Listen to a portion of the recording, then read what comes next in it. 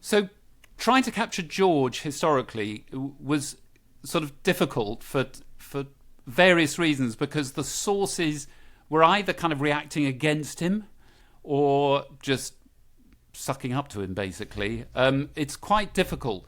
However, a certain sort of features come through, physical features, a face to paint an angel by, as somebody would later put it, characterising him. He was obviously a beautiful looking chap.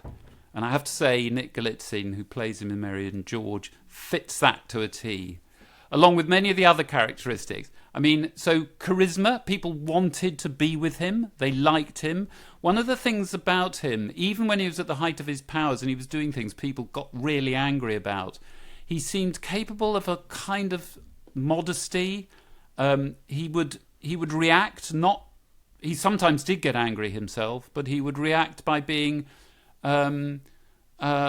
quite sort of friendly towards his enemies and sort of de-escalating the issue. He had that characteristic about him.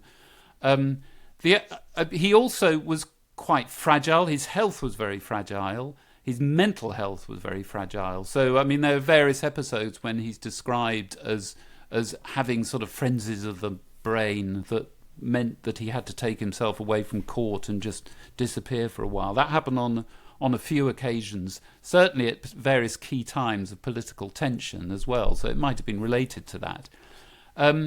He carried himself well. He could dance like the devil. I mean, that was where James first saw him dancing, and that was one of the ways that people would display their physical prowess, if you like. And he had this very difficult relationship with his mother, very close. I mean, he once described his love for her as going beyond basically natural, but I don't know what he meant by that. I don't think anything too incestuous, if you like, but who knows. But he had a very strong link to her, and of course the result of that is that when there were tensions between them, they were amplified by it. So the tensions between them were at times close to one of them having to be ruined at the hands of the others, and they just avoided it, only just avoided it.